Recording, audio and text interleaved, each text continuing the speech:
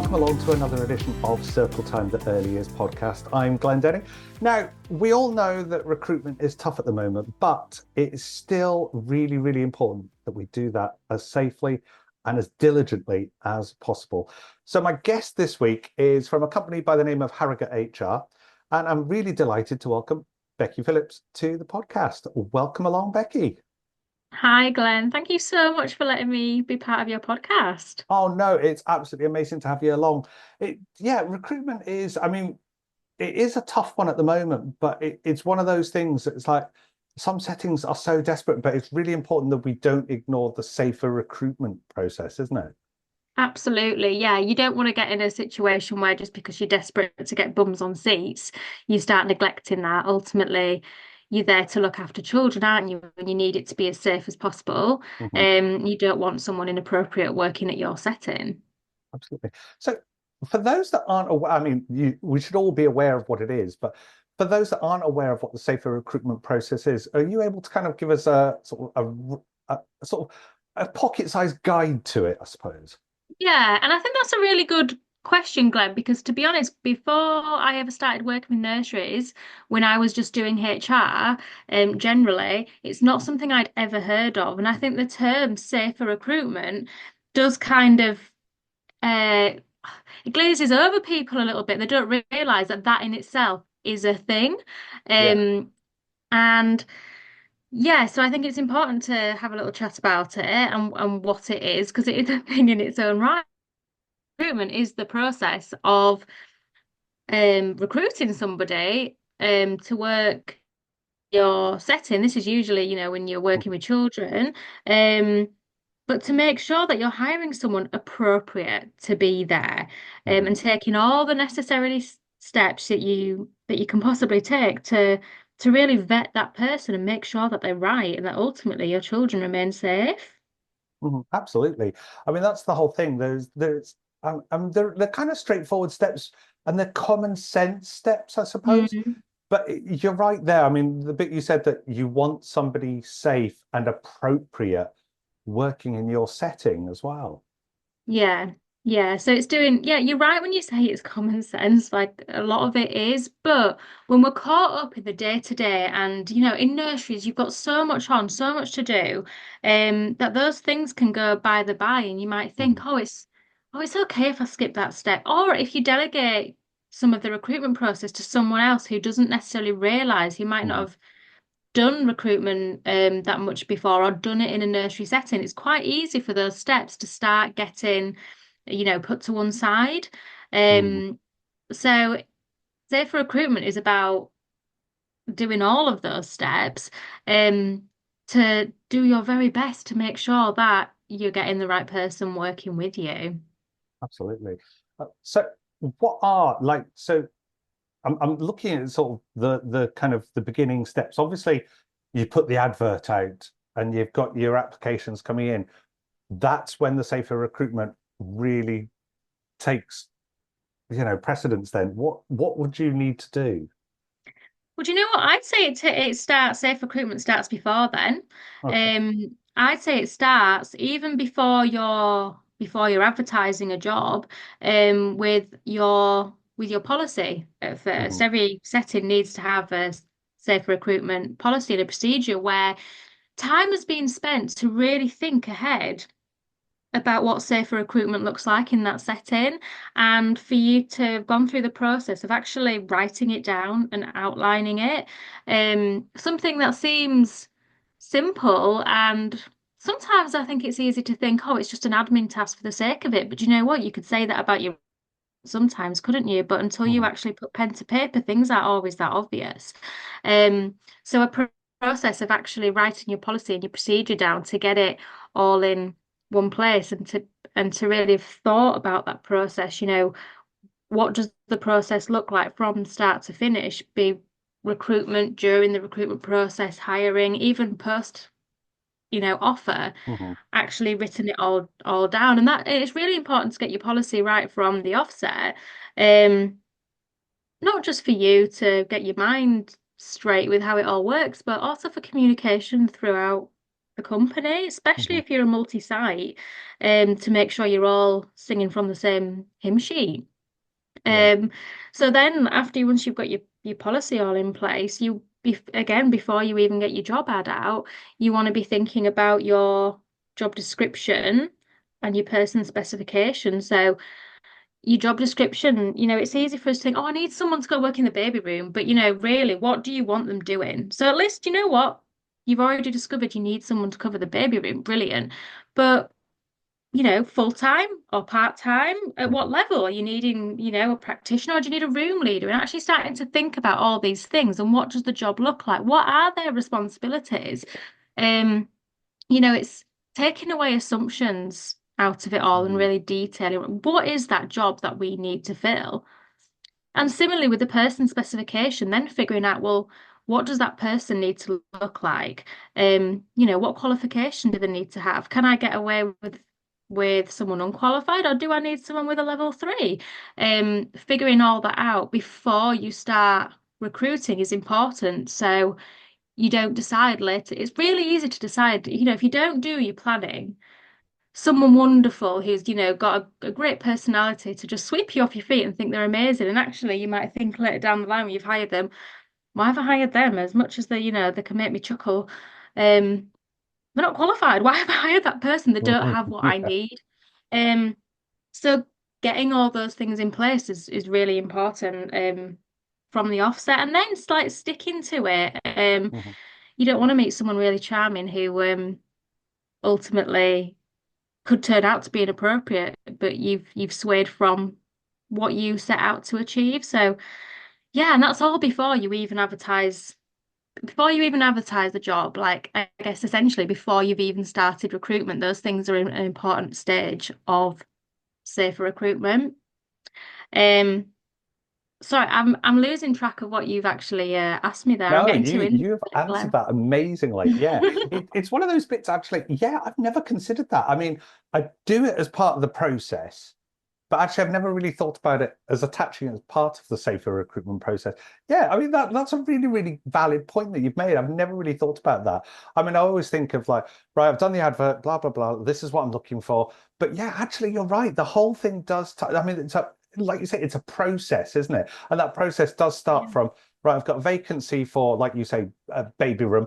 Um, yeah, I mean, it really does start from there. That's yeah, it's one of those. I love a good light bulb moment, and you switched on that light bulb. Yeah, I've never really considered it that way. I've always gone from I put the advert out, I've got the applications, I've done my shortlisting. Right now, I need to do Mhm. this bit, and it's like, yeah, it's interesting. I've never really considered it from right from the start, from the policy all the way up. It really is quite Yeah, a lengthy, in-depth process. But because it's yeah, all embedded, and if the policy's there and we're following the policy and we're doing that right, it's mm, it is, yeah, it's a really useful bit that you've kind of touched on there. That's really interesting. The other bit as well with the multi-site bit, I mean, that was interesting. I have worked for a few multi-site companies, but mm, the last one as a manager, it was obviously when I was working for multi-site, as I wasn't a manager, I didn't have any part in that process. But as a manager, yeah, it was interesting. We just went on to drive. The whole process was there. The whole policy was mm. there, and we followed that. It's never really thought about it that way. So that was, yeah, that's Yeah. interesting. Someone's got to have written it in the first place. Yeah, Um, yeah. So yeah, it does start from there, and I think that's the thing with a lot of safe recruitment. Places are probably doing a lot of it and don't even realise that it is yeah, a part of it. But then but you do want to think of it as big picture to see if there are any gaps where you could tweak it and improve. absolutely. I think that's the bit. You know, I'm probably guilty of it myself that yeah, even after the interview has been concluded and we've offered the person, we've done our checks, we've done our DBS, we've got our references in and all that. I'm guilty of not actually going back and saying, how could we improve that? Mm, It's one of those bits is actually, have I evaluated what I've done with this whole process? And I think that's an important bit as well. yeah. And there are tweaks that can be made, the whole way along. References is one where we all know we need two references. Mhm. But but thinking about that, how much attention are, are settings paying to, have we checked that those references are from the last employers? Have we gone back and checked their application form to see, was that the last employer or was that the, second Mm, to last employer? Where's it come from? And if it's not come from the last one, why not? Why not? Did something happen so you yeah. can't ask for um, and in those situations, I think particularly when, when tasks are delegated and someone thinks, great, I've got a reference.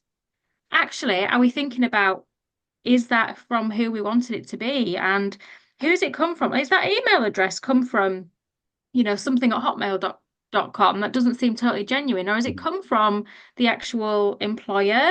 And has it come from someone at an appropriate level? Are they a manager who can be given a reference? And all these little things can, it seems obvious. It seems obvious when I say it. But Mhm. when you're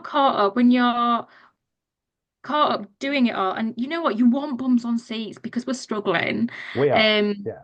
and you're desperate to get someone in, you just want those references in, and great, one's arrived, and it's a nice one, brilliant. That's all I need. You can start on Monday. Um, are we forgetting to check those things that Mhm. seem obvious, but when we're caught up, and we've got a million other things to do as well. Um, but it's all those little tiny things are what make up Safer Recruitment to do a really, really good job at it. Mhm. It is. I think there is that bit of it's when the references come in, it's almost like the last loose ends, isn't it? You've got to tie them up, you've got to match them and make sure they are from who they say they are. I, I mean, some places, and I don't know whether I'm right or wrong, some places I've worked in when I've had to have references, um, they've sent you a standard form that you have to fill in and complete. Mm. Is that good practice, do you think? Or, is that making a lot of work that doesn't necessarily need to happen? What's the best way of, you're putting out a reference for or asking for a reference for somebody. What's the best way of doing it? Well, I'd say if you're the nursery trying to seek a reference for somebody that you're wanting to employ rather than you giving one, um, I would recommend any nursery to have a standardized form that you ask. Mhm. So do you know what? You've got those questions down there. You've already pre-thought about it, about what exactly you want to ask. So it's not in a rush situation, and we forget to ask the obvious, are they suitable to work with children or something, because you're just quickly doing it. I'm sure no one would forget that one, but you know, we want to make sure that we're always asking routinely the same questions, not just because we want to make sure that we're doing our recruitment safely, but also from more thinking with our HR hats on now, we want to make sure that we're not discriminating. So if you ask one set of questions for one candidate, but you ask another set of questions for another, there is a possibility you can fall into a trap of, well, why did you ask that about me when you didn't ask it about them? So I'd Mm. recommend any nursery always have a standardized form so you can't be accused of that. Yeah, no, I'd agree. I think as well, like most settings I've worked in have a standard set of questions as well, because I'm kind of going back a bit further now Mm. from the references to the interview, and we have the standard set of questions. And I've been in those interviews where you're literally bouncing between two people, they're reading their set of questions. But one thing I've done is I've done a sort of stay and play session, or a play Mm. date, as I quite often call it, is we get the candidate in. I always say to them, like, the interview could take anything up to 2 hours. So just to give them that expectation as well. But I like to bring them in. I obviously have them watched by members of the team and they're never to be left alone. And the team are all aware of this. But it's really, really useful because I don't stand there and I watch them. I let them go. The team are watching them for me, and then I get feedback from the team afterwards because I think it gives you that all-round picture as well, doesn't it? Absolutely. And I think it's really great that you actually leave as well so that they don't feel that you're watching, I think is Mhm. an important part of recruitment. They might feel when you've left, now I'm just with the team, or I can breathe a sigh of relief and be myself, is when Mhm. you get to see what they're really like. And, it's interesting what conversations can come out sometimes. Mhm. Um, which might, they think, oh, it's not part of the process now, but actually it's all really important. Yeah. And you're getting the truest picture of them. I mean, taking it outside of early years, a lot of big companies, the receptionist is very much involved in the recruitment process and will do purposeful things to try and test the candidate and see what they're all about. So, yeah, no, I think it's really important that you leave. Sorry, I'm smiling now because I just saw this mischievous grin on your face when you were talking about how the reset. That's interesting as well because I think as well, particularly I mean, the same sort of thing you could say happens in nursery as well, particularly if you're there with the older children, like with our preschool age ones and the ones that are almost ready for school, because they will tell you things. Oh, such and such went and played this game with me, and you'll get that balanced view because I think it's important as well that if we're getting the opinion of everyone, we're getting the opinion of the team, but get the opinion of the children as well. Yeah. Yeah, definitely. Yeah, It is, I'd yeah, agree it's a with good. you. That's if their children don't gel with them, then you don't want the Mhm. children spending all day with them, do you? Yeah, I mean, I have seen this in the past, and I've gone, you know, when I've come back out to go and bring the candidate in for the kind of the question part of it, I have seen them like the children are away from them playing, doing their own thing, but the person's not gone after them, and I'm like, no, Yeah. I still give them the chance because the questions are, I think you only get 50% of the person. They might revise everything that Mm. they need to know about the EYFS and everything else, but actually, when it comes to the practical part, it's not there. Yeah, no, the practical part is really important, especially for those candidates that really feel the pressure of interviews as well. Hmm. And they might be a wonderful candidate, but they've got so worked up about the interview that they might not Yeah. answer as good as we know what they're capable. So the practical is a really great step for both parties and also for them, to see to experience your setting and for them to see if it's for them Hmm. because I think often we can get caught up in thinking that this is a one-way thing, but it's really not. And I think it's important to make sure that the candidate gets to figure the nursery out as much as you, because ultimately, like, if it's not right for them, they're only going to leave later down the line anyway. So Hmm. it's in your own best interest to get it right. Yeah, absolutely. I think that's the thing. I mean, there is such a churn in recruitment because I think as well the play date element can work both ways. It works Mm. for you when you're interviewing the person, you get an idea of what they're like, but actually as well the candidate gets an idea of what your setting is like. So if they feel it's not right for them, Mm. they've got the opportunity to say thanks, but no thanks. So yeah, Mm. you've wasted a bit of time with the interview, but you've not wasted a huge amount of time or money by hiring a Mm. candidate that's not going to last. Yeah. Yeah, because it's all money, isn't it? And yeah, no, Hmm. that I think doing a trial is important. And it's interesting that you say you do it for, around an hour or so. And I think it's important that that's a good amount of time. Hmm. And if you get, I've seen some places, do much longer than that. And if you start to do it too long, then you start falling into the gaps of, well, should you be paying them now? And it gets a bit messy. So Hmm. an hour is a good it's long enough for you to really see them. And people can only be on their best performance for so long. Um, you do get to see them in that trial after an interview for that amount of time. Absolutely. The other bit as well. So if we're moving on, we've kind of talked about the references, and then it's kind of I think as well. Would you say that a good solid induction? So the candidate is accepted. We've done DBS. The right references have come back, and they're good. You know, is a good induction part of it as well? Do you think? Absolutely, yeah, definitely. And I wouldn't even say the induction's the end of it. I feel Hmm. like towards the end of it with the induction. The induction's super important. For two reasons. One, making sure you're having all the appropriate training being given, all your safeguarding and Hmm. everything else that you need to do. But also, more thinking HR wise, it's your first impression as well. And you don't want to go through all the effort of recruitment because it's so time consuming and costly to Hmm. then give a bad in first impression and then decide that they don't actually want to stay. This isn't right for them. Your induction's really important. Um and for them to feel settled and feel like they know everything that they need to know before they walk into the room. They know where to access everything and they know who to speak to, and they know what comes next. The induction's really important, Mhm. yeah.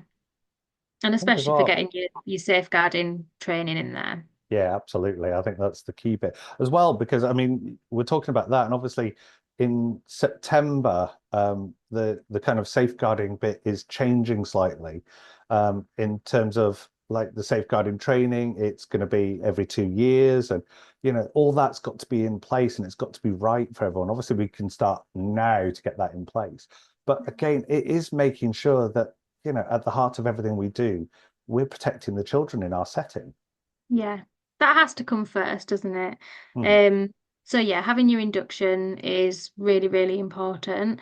Um, and yeah, like I said, it doesn't finish there. Then from then on, checking in with your new hires as well, doing your Mhm. supervisions, but doing them, actually doing them. So many nurseries are so busy and they don't happen as often as what they should. And I feel for new starters, they're the most important.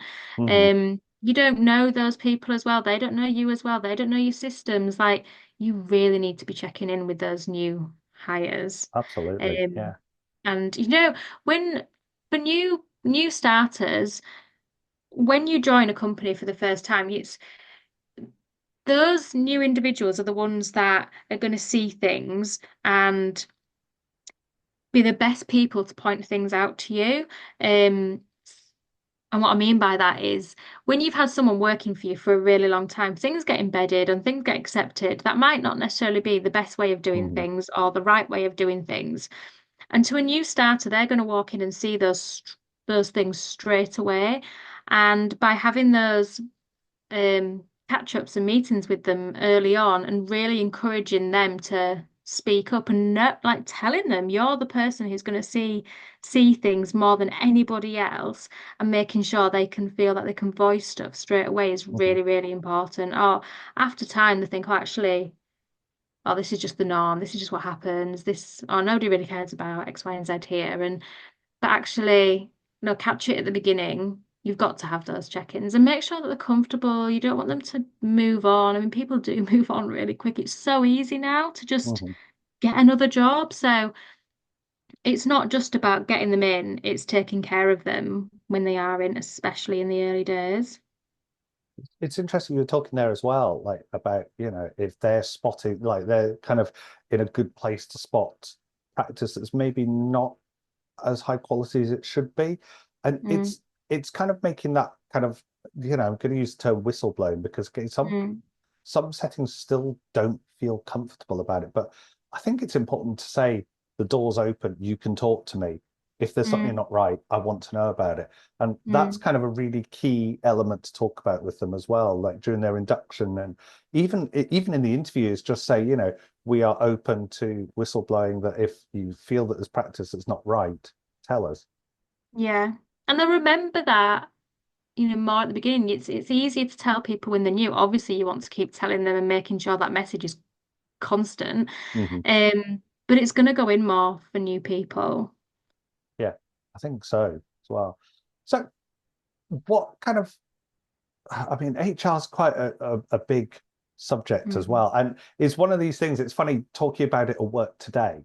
It's like, I trained in childcare. I don't really know an awful lot about it. But you kind of have to learn these things. And if you kind of your policies, I think that's the main bit, isn't it? Like you were saying earlier, starting with your policies to make sure everything's right about your people management.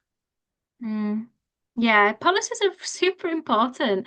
And especially for making sure that everyone's on the same page. And it's not just about having your policies and procedures, it's following them, Hmm. obviously, as well.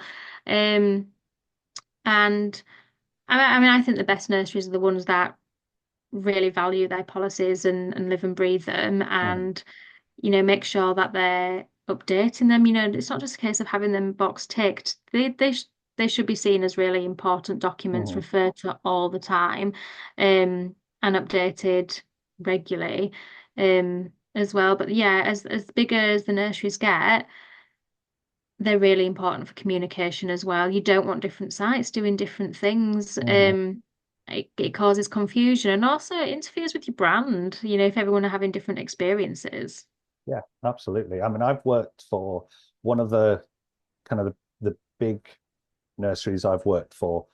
And Mm. yeah, there was policy. The policies were uniform across the sites, but yet they were followed slightly differently. And that led to, for me, it wasn't a good experience for me. And I ended up leaving Mm. after a month, Mm. which I think was the shortest time I've ever held a Wow. job in my entire career. I mean, the longest I've held a job is 13 years. Um, Mm. but it's interesting. Yeah, I mean, it's like you say, it's living and breathing those policies to make sure at the heart of everything, you're getting it right for the children, you're getting it right for the families, and you're getting it right for the team that work there. Yeah. They're not just paperwork for the sake of it. No. It sets the tone for everything and for your culture. Um, and they are written for a reason, but I think it can get lost Mhm, with people thinking it's just a bit of red tape and why do we need this? But I think a good management system would be making sure that all the staff understood their purposes and why they're there and had staff active in um, keeping them updated, mhm, being a part of it. And they're really not a tick box exercise. They should be evolving all the time. mhm, absolutely. I know in one setting, and I felt like this was good practice. I don't know if it was, but I would pick two policies every month and print them out, make sure they were up to date, and then I'd get the staff to read them and sign to say they'd read them. But I think I was maybe missing that follow-up bit that actually, I've got a quiz. Here's a question. Can you tell me what was in that policy?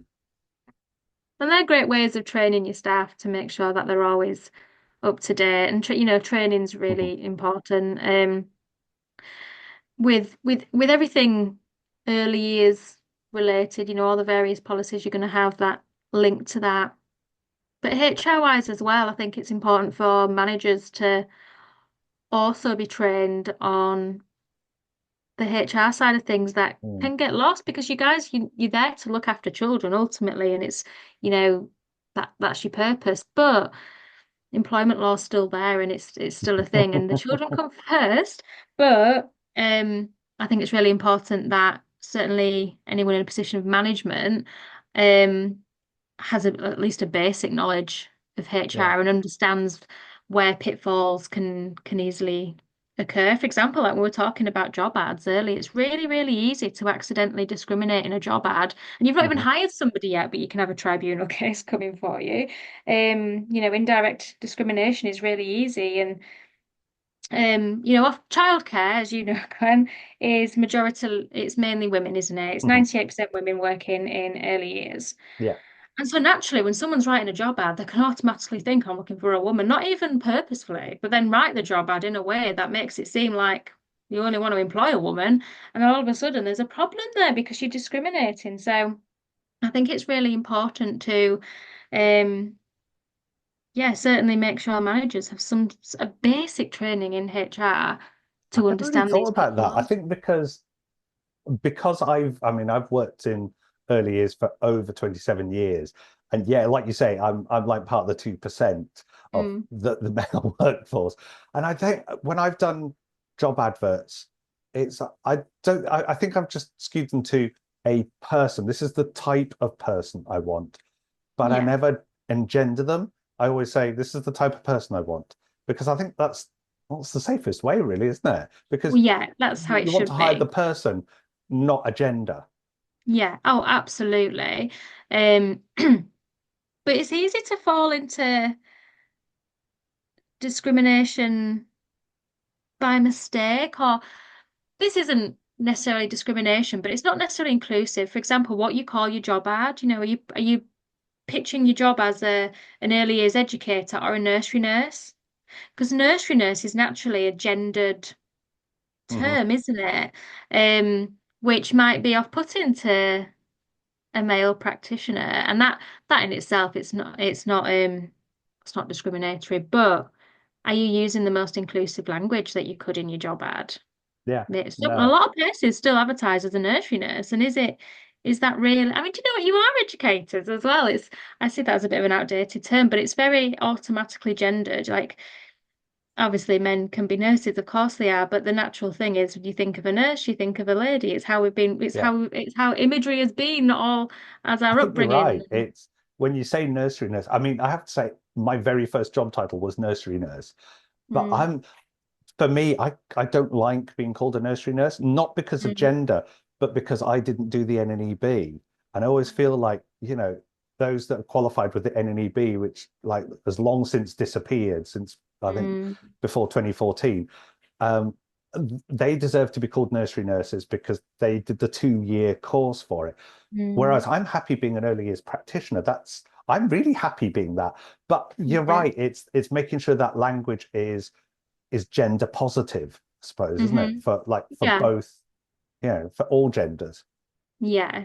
Yeah, absolutely. But you see things not so much in early years, to be fair, but it's easy. Sometimes you see on Facebook, you might be scrolling and you see a random little business put a job ad out. It might be a news agent saying, "Well, we want a newspaper delivery boy to come and help us, with Mhm. our newspapers. Someone at school would be perfect for. So yeah, someone around 16, brilliant. And that kind of job ad is so discriminatory, Yeah. for age and gender. And I'm sure that kind of job ad hasn't been written on purpose to discriminate. It won't have been. It's just what someone automatically imagines being in that job, and someone who doesn't understand HR and employment law when they've written it. Mhm. And I guess that's what I'm trying to say about your job ads with nurseries. Don't automatically fall into that trap because we're imagining another young lady, as that's typically who's working in a lot of nurseries. Um, make sure that's not how you write it. Yeah, absolutely. Well, Becky, unfortunately, time has caught up with us, but this has been absolutely fascinating. There is so much to talk about, not just in terms of safer recruitment, but definitely HR as well. So might get you back again at some point, which would be amazing. Yeah, But would no, love thank you. to. Oh, it's been absolutely amazing. It's been interesting as well. I mean, like I said, for me, the light bulb moment, my takeaway from our conversation today has been actually it starts from the policy. Never ever thought about it that way. But yeah, you're absolutely right. And Hmm. yeah, that's definitely my takeaway. No, I'm glad. I'm glad that there's something to take away, Glenn. Absolutely. Well, Becky Phillips, thank you so much for being part of Circle Time. Thank you so much, Glenn.